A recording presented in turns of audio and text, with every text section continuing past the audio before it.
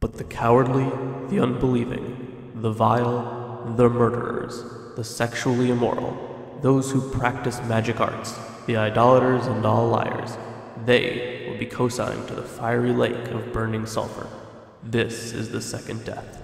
Revelations 21:8. Hell, a place of eternal fire and torment, a place for punishment and retribution. According to the Bible, sinners can't be saved unless they accept Jesus, a sort of cure for the sickness they told you had. But hell isn't just a scary-sounding place filled with demons, witches, and scientists. It's also where some of our most interesting history lies. So today, let's take a look at the history of hell.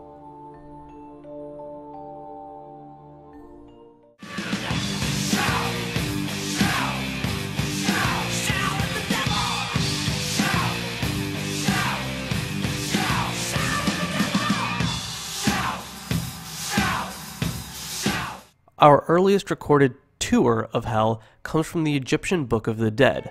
The Egyptian hell is called Duat. The sun god Ra goes there every night to battle with Apep, the lord of chaos, making him Ra's greatest enemy. On the inside of many coffins, scribes wrote spells and directions to help the soul of the deceased navigate Duat. The dead person must pass a series of gates guarded by dangerous spirits, depicted as human bodies with grotesque heads of animals, insects, torches, or knives. These beings have equally grotesque names, for instance, Blood Drinker, who comes from the slaughterhouse, or one who eats the excrement of his hindquarters. Other features emphasized in these texts are mounds and caverns inhabited by gods or supernatural animals, which threaten the spirits of the dead. If the deceased successfully passed these unpleasant demons, he or she would reach the weighing of the heart. In this ritual, the heart of the deceased was weighed by Anubis, using a feather representing Mut, the goddess of truth and justice. Any hearts heavier than her feather were rejected and eaten by Amit, the devourer of souls. Those souls that were lighter than a feather passed the test and would be allowed to travel towards the paradise of Aru. A very different version of the afterlife can be found in Mesopotamian texts. In ancient Mesopotamia, there was no joy or pain in the afterlife. It was just a dulled version of life on Earth, boring and lonely. From the texts that we have, the underworld is a place of no return, with dust on its doors and bolts. In the poem, The Descent of Inanna, the goddess goes down to the underworld, and at each of the 7 gates she has to shed a piece of clothing. By the time she reaches Ershkigal, the goddess of the underworld, she is naked. Ershkigal becomes angry and kills Inanna, hanging her corpse up on a post. Her corpse stays there for 3 days until the gods decide to finally rescue her. Hopefully that sounds familiar. In ancient Rome, hell is described in a poem of Virgil as a gigantic place surrounded by a flaming river and triple walls to prevent sinners from escaping. It is guarded by a hydra with 50 black gaping jaws that sits upon a screeching gate protected by columns of a diamond-like substance. Inside, there is a castle with wide walls and a tall iron turret. Tisiphone, one of the Erinyes who represents revenge, stands guard sleepless at the top of this turret, lashing a whip. There is a pit inside, which is said to extend down into the earth twice as far as the distance from the lands of the living to Olympus. At the bottom of this pit lie the Titans, the twin sons of Alos, and many other sinners. Still more sinners are contained inside Tartarus, with punishments similar to those of Greek myth. Finally, we arrive to the most interesting part in our history of hell: how it's seen today. The Bible doesn't say too much about hell. Matthew speaks of eternal torment and a blazing furnace, in Matthew 24:46 and 13:50, respectively. Jude speaks of eternal fire, in Jude 1:7. Ezekiel speaks of it too, 18:20, about how sinners will die and the children won't share the guilt of the parent. Is it just me, or does this verse kind of negate the concept of original sin? But that's besides the point. An in-depth look at the Christian hell can be seen in the Apocalypse of Peter. Probably one of the most interesting non-canonical books I have ever read.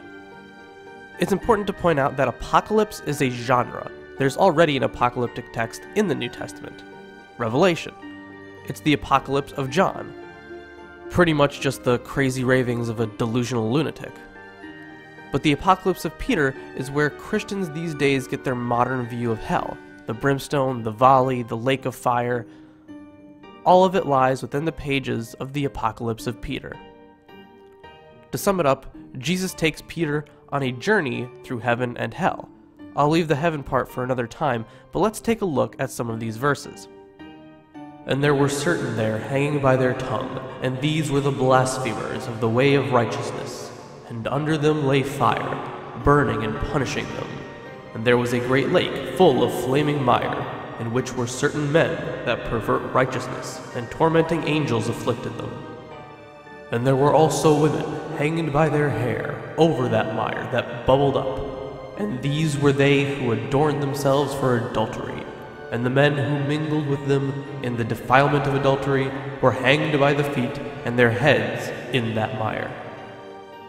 And other men and women were being hurled down from a great cliff and reached the bottom, and again were driven by those who were set over them to climb up upon the cliff, and thence were hurled down again, and had no rest from this punishment.